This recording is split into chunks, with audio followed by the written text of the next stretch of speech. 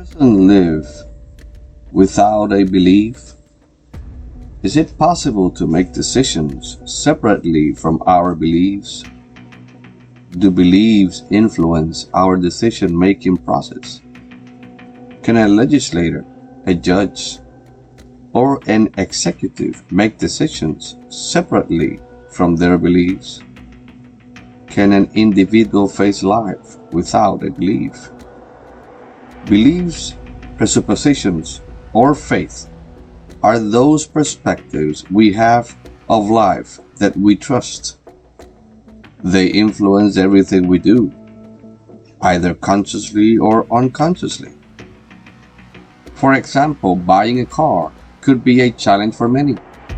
If your perspective regarding life relates to impressing others, friends, or family, then the decision will lead to that influence while buying that car. This faith system or belief also changes when having kids. Buying a car takes a peculiar way related to the size of the family. Trying to buy a minivan to impress others might not work the same way. These beliefs do not only influence small decisions, but also in-depth ones. If a person believes in evolution, his presupposition or belief will be influenced by it. In this perspective, the meaning of life must be searched in the things, the objects they see around them, the sciences, and whatever other discoveries are made through human observation and effort. For this perspective, there is no need for a spiritual side of life, an invisible, influential being that is behind everything and has manifested himself in nature and in Scripture. Going back to the idea of separation of church and state, no human being can act without the use of his own system of belief.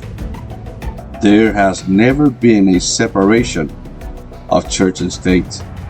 The definition of this idea was directed towards the union of a particular Christian denomination working with the state. The American idea of separation of church and state was a new concept in history. Countries in the past had church or a form of religion working with the state and sometimes even controlling it. Lutherans, Anglicans, Presbyterians have had this opportunity in history. Not only Christianism, but also Confucianism and Islamism. One of the reasons Islamic countries consider the United States of America a Christian nation is because many of those historic countries accepted the normal flow of a specific religion with the state. Why am I emphasizing this? Because we have been brainwashed to think about a separation between the religious and the secular world, especially in politics. This proselytism has permeated all systems of education. It is not possible for humans to separate their beliefs from life or politics. The moral values taught at home are the same transferred toward society. There is nothing else between our beliefs and the way we conduct ourselves in society. We are responsible for our beliefs and the obligation of scrutinizing them and the acting of them. It does not matter if you think you do not believe in anything. You not only believe, but have a system of belief or a faith. No one can escape from that reality. Everything you do or not do is based on your system of belief. Your major problem is that you are indolent in scrutinizing them, verifying their weight towards significant arguments. This is not solved by small talk, gaming, drunkenness, partying, drugs, entertainment, TV, or any other form of sloth activity. This takes a lot of effort, but this effort will transform a society starting from us properly educating ourselves and our families, extending our beliefs towards teachers, supervisors, co-workers, reaching all the way up to our government. We cannot expect change if we do not change. Government will not change because those that control it, us, are not scrutinizing our beliefs because we are too busy, not in work or productive activities, but in entertainment. We have fallen in the mentality of leave me alone. I want to relax and have fun. Spend as much time as possible with those that waste their time in entertainment, just like I do. A good start is to read books related to the origins of our nation, starting from the Protestant Reformation, moving towards those that influenced our founding fathers through their beliefs. Leaders like John Calvin, Samuel Rutherford, and John Locke are some of the ones that form part of that trail. All these influencers believed that faith is directly related to everything we do, either privately or publicly. It is so easy to play on top of the ground laid by the blood, sweat, efforts, and sacrifices of our founding fathers. It is so simplistic to complain about crime and government without lifting a finger to change the real issue, us. Our brainless attitude ignoring the why, how, who, when, where, what of our beliefs that build our structure as a nation is mind-boggling. A moral value system without a significant, trustworthy explanation that cannot stand scrutiny is an empty box. A beautiful box with attractive decorations and creative designs, but still an empty box.